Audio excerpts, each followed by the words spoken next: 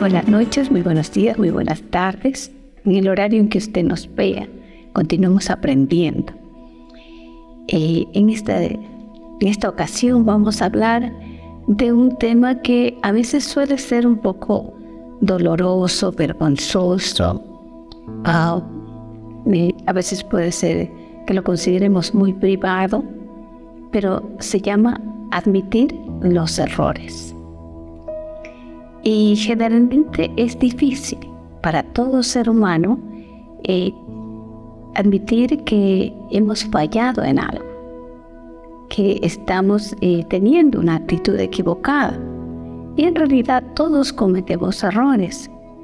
Y muchas veces estos errores son inevitables. Casi siempre hacemos lo posible por estos errores, por tratar como de justificarnos y echarle la culpa a otros, a los demás, a la circunstancia, para no admitir que son parte nuestra. Y es parte de nuestra vida diaria. ¿Por qué es tan difícil admitir nuestros errores? Es la pregunta de esta enseñanza. Aunque nosotros tengamos las mejores intenciones y hagamos nuestro mejor esfuerzo, en algún momento de la vida podemos equivocarnos. Podemos realizar algo que no fue correcto o de pronto hablar algo que no era debido o en el momento que no era oportuno. Y estos errores son difíciles de asimilar. Siempre son difíciles de asimilar. Usted ha visto cuando un niño comete una travesura o algo y uno le dice, ¿tú hiciste esto? Y dice, no. Y a veces está, digamos, si es que cogió un pan o cogió algo de más, lo tiene en la mano, pero automáticamente dice, no.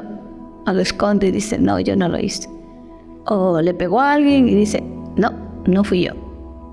Entonces siempre tendemos a no admitir y creer que podemos engañar a los demás, y realmente quienes estamos engañados somos nosotros mismos. Como nos rehusamos a admitir estos errores en vez de asumirlos, tenemos un sesgo que nos provoca que comencemos a buscar cómo probar nuestras creencias. No es que yo dije esto porque tú me dijiste lo de acá, o yo hice esto porque de cierta manera me obligaste. Podemos decir, por ejemplo, el auto que lo bloqueé ya tenía algunas rayaduras, y como yo lo bloqueé no se le nota mucho, ¿no? Entonces eso es como decir, yo hice esto, pero lo que yo hice no tiene una mayor repercusión. Me vi obligada. Ya nos decimos, me vi obligada por las circunstancias. Tuve que decir una mentira negra. Si es evidente para todos, escuche, porque esto es lo más delicado. Si es evidente para todos que hemos cometido un error, ser obstinados en admitirlo, eso no se ve como un don, sino como una debilidad. A mí personalmente me ha costado mucho tratar con mis errores, admitirlos. Sí, y a todo ser humano. Creo que a mí más. Admitir nuestros errores, decir realmente sí, me equivoqué, no estuvo bien lo que hice, y nos cuesta. La Biblia nos da una porción de la palabra en el libro de Apocalipsis cuando dice, escribe el ángel a la iglesia de la Odisea. Y cuando le escribe a esta iglesia, usted sabe que la iglesia realmente somos los miembros. El templo es el espacio físico, la iglesia es usted y yo. Y cuando escribe a esta iglesia, Dios le hace un diagnóstico y le hace ver su estado. ¿Ya? Porque esta iglesia, igual que usted y yo, no admitía sus errores. y estaba equivocada. Y vamos a ver lo que dice aquí. Esto dice el amén, testigo y fiel, y verás, el soberano de la creación, Dios. O sea, este diagnóstico no fue dado por cualquier persona, sino por el Dios del universo, el creador del cielo y de la tierra. Y le dice, conozco tus obras. O sea, si tú quisiste pasarme algo oculto, estás muy equivocado. Yo conozco tus obras. Y le dice, sé que no eres ni frío ni caliente. Ojalá, le dice, fueras lo uno o lo otro.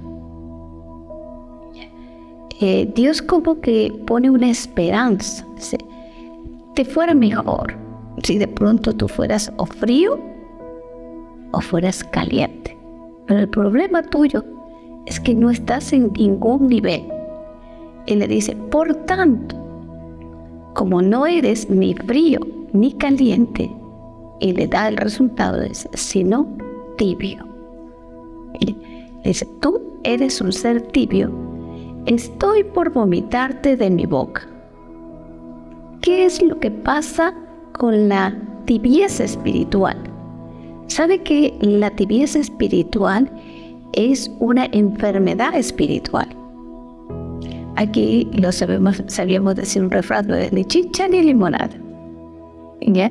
Y Dios le dice, tú tienes una tibieza espiritual, que esto puede provocar que yo tengo un tremendo rechazo hacia ti. Él le dice, la tibieza es una enfermedad espiritual que las personas que la padecen no notan los síntomas. Ese es el error más grave. Ya, usted y yo hemos dicho muchas veces, porque somos especialistas en ver los errores de los demás, pero no los nuestros, y decimos, yo siento tus equivocaciones. Tú no te das cuenta, pero yo sufro las consecuencias. ¿Ya? Y dice, no siente, el que está en este estado de tibieza, dice que no siente los síntomas, pero dice, como no le duele, sino que es más bien como agradable a la carne. Cuando usted y yo cometemos errores, pero no los admitimos, nosotros decimos, no, pero yo estoy bien. Yo siento que estoy bien. Siento que he hecho las cosas de la manera correcta. No me siento mal. Entonces, ese es un estado en que usted no se da cuenta y hasta como que usted justifica su actitud, sus resultados, lo que usted ha hecho, y dice, no, estoy bien, no me pasa nada. Entonces, ¿sabe cómo le llama Jesús a los tibios? Les tiene un concepto, le dice ciegos. A toda persona que se encuentra en un estado de tibieza, que no, ni para arriba ni para abajo, le dice ciegos. Y como se sienten bien espiritualmente, no se dan cuenta, dice, que tienen ataduras espirituales a los que ellos están sujetos. ¿Ya? Porque Dios nos creó a usted y a mí para desarrollar nuestro máximo potencial aquí en la tierra. ¿Ya? Y si usted dice, no, yo me siento bien como estoy, ¿para qué voy a crecer? ¿Para qué voy a estudiar? ¿Para qué quiero tener una mejor casa? No, eso yo ya lo veo como malo, como ser muy ambicioso. ¿Ya? Con esto que me ha dado estoy contento. Y usted se pone en un estado de confort, de tibieza espiritual.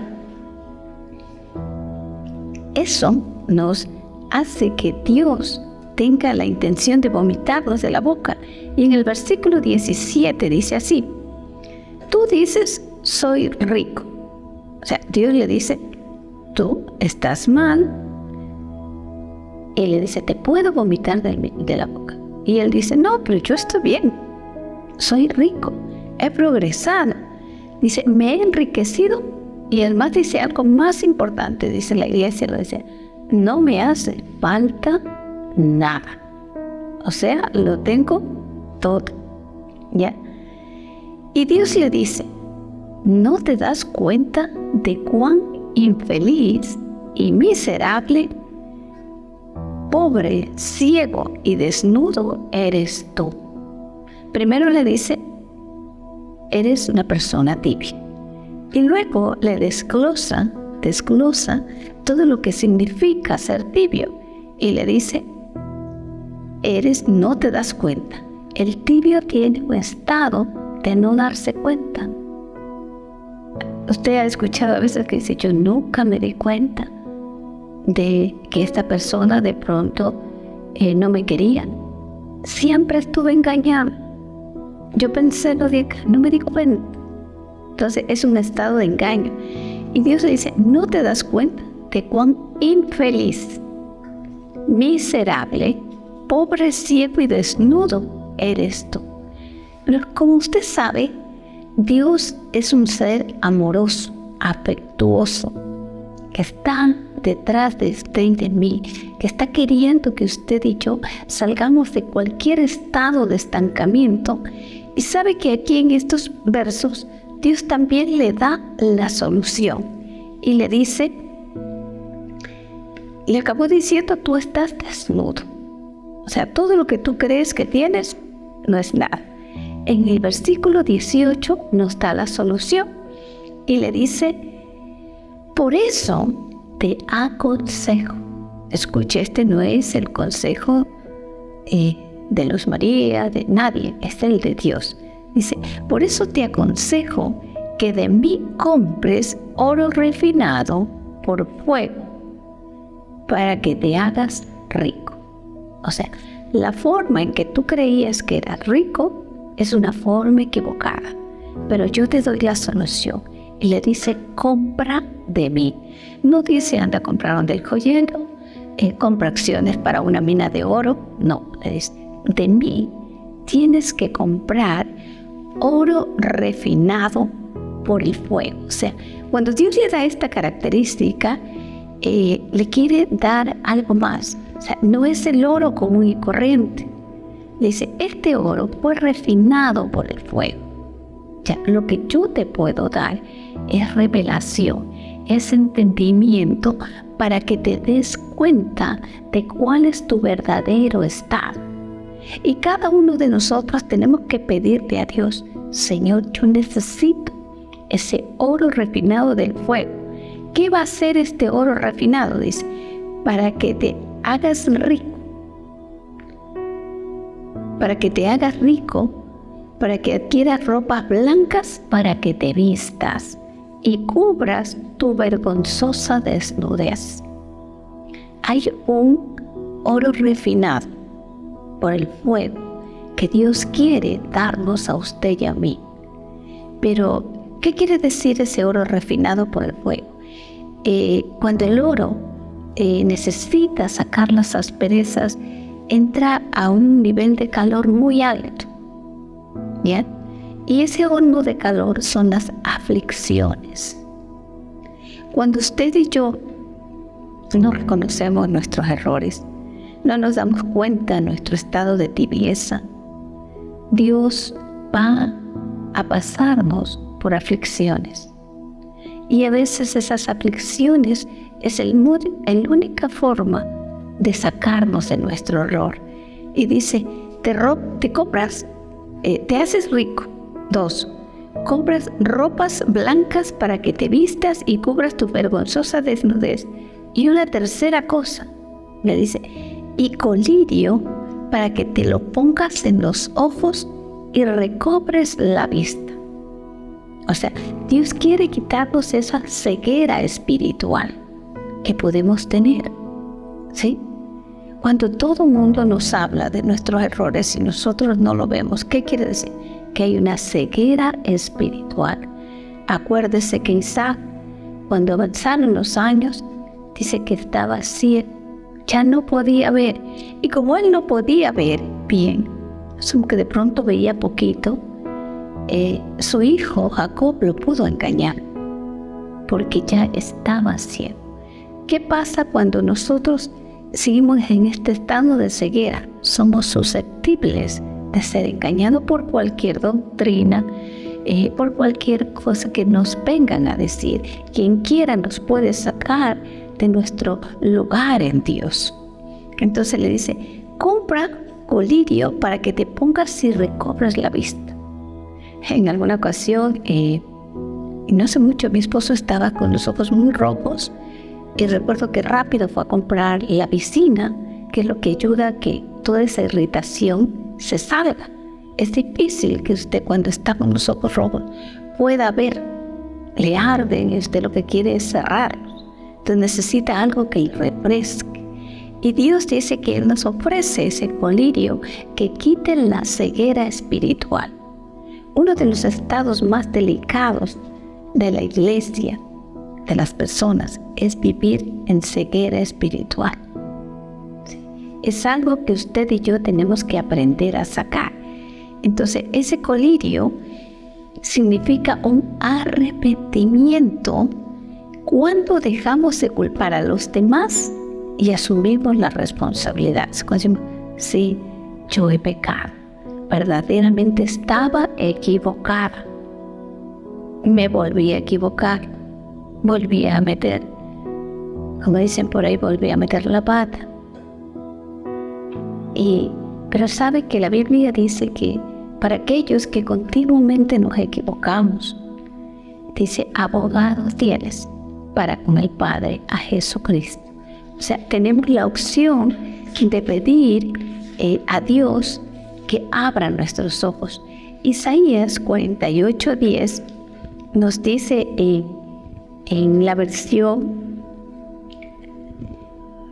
a ver si 48:10, en una de sus versiones nos dice, he aquí te he purificado, no como a plata, y te he probado en el crisol de la aflicción.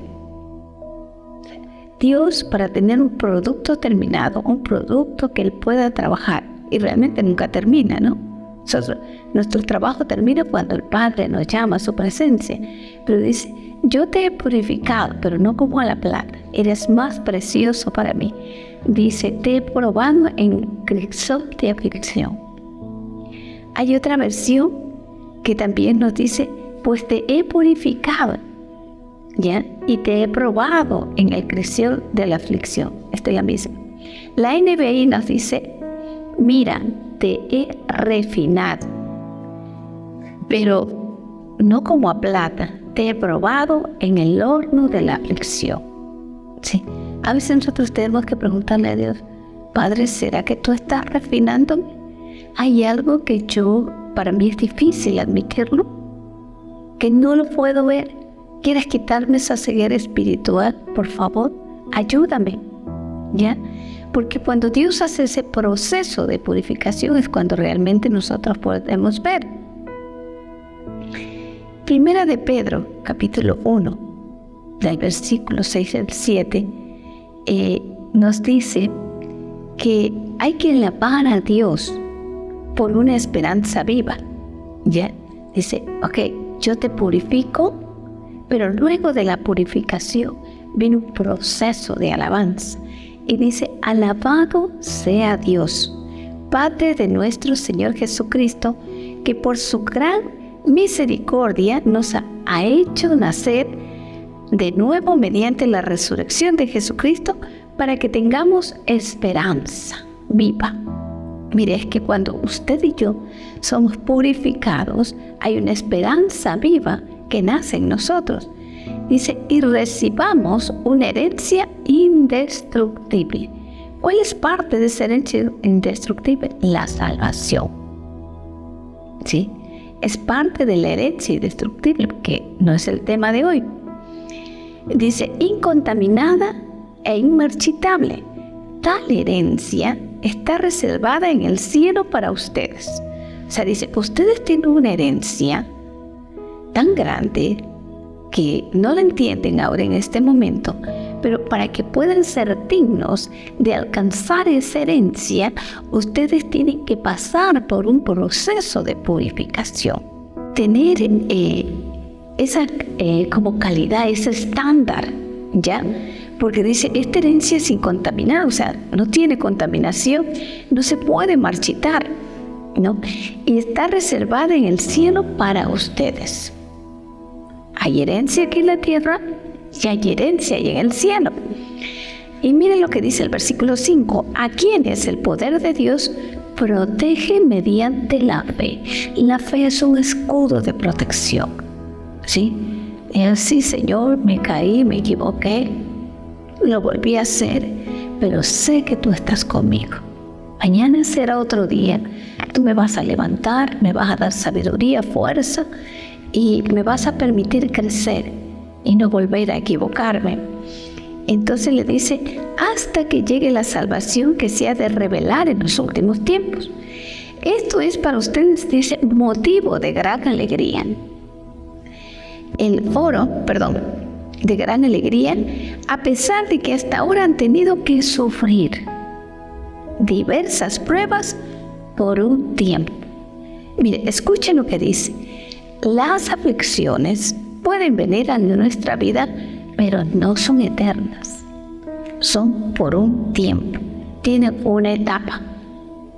¿Ya? Y si usted vive en constante aflicción, quiere decir que hay algo que usted no ha reconocido. Porque podemos, y de hecho, la Biblia dice, en el mundo tendréis aflicción, mas confiad, yo he vencido al mundo. Pero no es para que usted y yo estemos en constantes aflicciones. Y dice aquí, el oro, aunque perecedero, se acrisola al fuego, se moldea en el fuego. Así también la fe de ustedes, que vale mucho más que el oro, al ser acrisolada por las pruebas, demostrará que es digna de aprobación, gloria y honor cuando Jesucristo se revele. O sea, nuestra fe tiene que ser probada para que sea digna, para que sea digna y nos dé honor. ¿Ya? Jesucristo va a decir, pasaste por esto, pero te levantaste y seguiste adelante. Esa fuerza de voluntad que expresaste fue digna de honor, fue digna de un hijo mío. Estoy contigo, estoy orgulloso de ti. Has pasado las pruebas que la vida te ha presentado y no te has estancado. Supiste decir, Señor, perdóname, quiero cambiar, necesito una forma diferente de vivir. Entonces, cuando nosotros decimos esto, reconocemos nuestros errores, ¿sabe que nos hacemos más humanos? ¿Usted ha escuchado a las personas que dicen, no, yo nunca me equivoco? Eso significa que esa persona tiene un ego y un orgullo muy alto, porque los seres humanos, dice la Biblia, somos polvo, somos susceptibles a equivocarnos. ¿Ya? Pero lo que Dios quiere es que cuando nos equivoquemos, cuando veamos nuestros errores, sepamos pedir perdón. Y aquí nos dice que el reconocer nuestros errores nos vuelve humildes y nos permite mejorar como personas. Sí, el reconocer, sí, yo también fallo, yo también me equivoco, a mí también me pasa esto. Muchas veces he vivido engañada, no he querido admitir lo que muchas personas me han dicho. ¿Ya? Entonces ese es un reconocer. Entonces eso hace que no haya una diferencia grande entre usted y otras personas, porque a veces por hablar de la palabra de Dios nos ponen en un estándar que no es, que nunca nos vamos a equivocar, que no cometemos errores y no somos humanos. Los discípulos también se equivocaron. Y yo siempre he dicho esto, la Biblia no esconde los errores de sus grandes hombres y mujeres de Dios y los expone para que vean cuán humanos también son. Acuérdese que en muchas ocasiones la gente venía y se postraba delante de los apóstoles y él decía, no, yo soy tan humano como tú. ¿Sí? Simplemente he aprendido a admitir mis errores he aprendido a pedir perdón. Y por eso Dios me ha dado un crecimiento. Muchas veces a Pablo lo llamaron dioses. Ustedes son dioses, dijeron. ¿Ya? E inclusive hay algunas parábolas y anécdotas donde dice que a ellos los querían levantar y todo el mundo, los dioses, y alabarlos. Entonces, y ellos tuvieron que frenarlo. Decían, no, somos tan humanos como ustedes. Somos de carne y hueso. Simplemente hemos pasado un proceso. Hemos pasado en muchas ocasiones por un proceso de aflicción, por un horno de aflicción. Este horno de aflicción no es para todos en la misma medida. ¿Sí? Usted se acuerda que los 3 amigos de Daniel fueron llevados, ellos sí, a un horno literal, a un horno de fuego por llevar adelante el nombre de Dios. Y dice que este horno de fuego fue calentado 7 veces más. Pero lo grande de todo esto es que cuando ellos estuvieron en esa aflicción tan fuerte, ¿sabe quién estaba con ellos? El Hijo de Dios. Había un ser más, dijo Nabucodonosor, y no eché yo 3, ¿por qué hay 4? Bien, ¿por qué hay 4? Y ese horno de aflicción al que ellos fueron no era porque habían cometido un error, no era porque habían pecado, era simplemente porque ellos se mantenían adorando al Dios vivo. Y dijeron, no nos vamos a inclinar a la estatua de fuego. Muchas veces habrán hornos de aflicción que vendrán en nuestra vida, no por los errores que cometamos, sino por mantener el nombre de Dios en alto, en hacerle conocer a las demás personas que hay un Dios vivo, que hay un Dios que sana, que provee, que levanta, que restaura, y que esa fe está impregnada en usted, que esa fe es la que da vida, que esa fe es la que lo sustenta. Y por probar eso, usted y yo pasaremos aflicciones. Pero, como lo he dicho en otras ocasiones, los discípulos se gozaban cuando ellos les decía de ser tenidos por dignos de haber pasado aflicciones, de haber sido azotados. Ellos decían, ¡wow! ¡Qué bien! Esto me hace merecedor de mi Señor Jesucristo. Entonces, ¿qué podemos concluir? Cuando reconocemos nuestros errores, nos damos cuenta que somos de carne y hueso. Dios nos restaura, Dios nos sana, Dios nos liberta. Porque mientras usted y yo nos reconocemos, dice Dios, no va a pasar nada, no va a haber un cambio. Pero dice, compra de mí oro refinado, ¿sí?